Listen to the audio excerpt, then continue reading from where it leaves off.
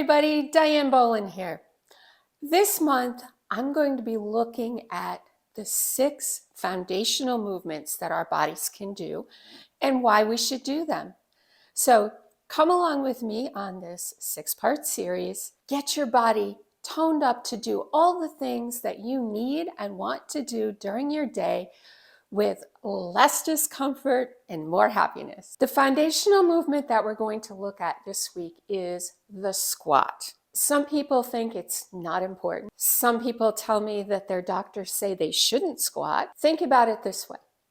You squat when you sit down and get up off any chair or couch or bed, and you squat when you sit down on the toilet. So think about that for a moment, and you'll come to the conclusion that it's a very important foundational movement that you want to be able to do for the rest of your life. So let's see how we can strengthen it. With all of the movements, we're going to start at the beginning. We're going to start where you are. If you have bad knees, bad hips, bad ankles, bad back, then you want to start more slowly. Using an exercise ball, we're going to put that on the wall, turn around and back up to it. It's going to be about waist level. You're going to have your feet a little bit wider than hip distance apart, somewhere between hip and shoulder distance apart.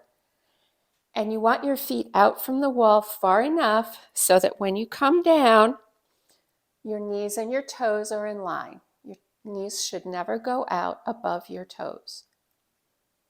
And you can do whatever you want to with your hands.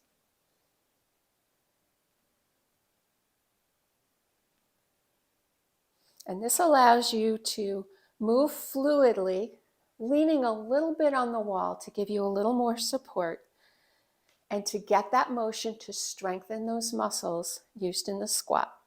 This is also a really great exercise for your knees. Number 2 is a wall sit. You're going to come back up against the wall, bring your feet out again far enough that when you come down, your knees are not going out over your toes, and you're just going to come down as far as you can, keeping your back flat against the wall, and hold. Start with a 5 or 10 second hold, and then stand up. Then repeat that. As you get stronger, you can move up to the ball. Number 3 is a chair-assisted or box or stool-assisted squat. You're going to have a sturdy thing to sit on. It shouldn't be on wheels or folding. Start by sitting so that your body knows where your chair or stool is. Separate your feet about shoulder distance apart, keeping your back flat. You're going to stand and then sit.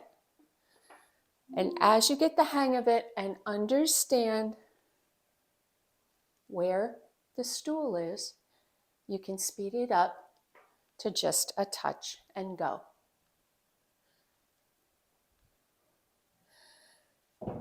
Once you've mastered that, we'll move on to a full squat. Number 4, get into squat position, which is your feet between shoulder and hip distance apart, toes may be slightly turned out. The beginning of the squat goes with your hips going back. A lot of people make the mistake of coming out with their knees first. Think of sitting in a chair or sitting on the toilet. So we're going to go down and back. And however low you need to go, don't try to go crazy at first until you've developed the strength and the flexibility, and then you'll find you can go lower. Once you've comfortably mastered the full squat, and you can do 8 or 10 repetitions without discomfort, you can ramp that up a little bit. Let me show you how. Number 5, the goblet squat. We're going to get our feet into squat position, back flat, nice upright position. You're going to hold your dumbbell with both hands, and you're going to hold it in tight to your chest. It's not going to be out here.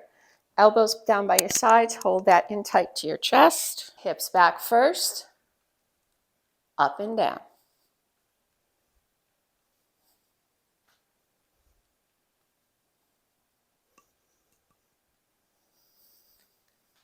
And there you have a lot of variations on the squat that anybody can do from beginning to end. Use those modifications, strengthen those squatters. I hope you enjoyed today's video. Stick with me throughout the month and we'll explore the rest of the 6 foundational movements and how you can modify to get the most out of your workouts. Make sure you subscribe to my channel. It allows me to bring you, my viewers, the content that you've requested. This happens to be one of them. So drop the comments below, hit the subscribe button, and you'll get notifications every time I upload a new video, which is several times a week. So stay tuned, and most importantly, see you next time.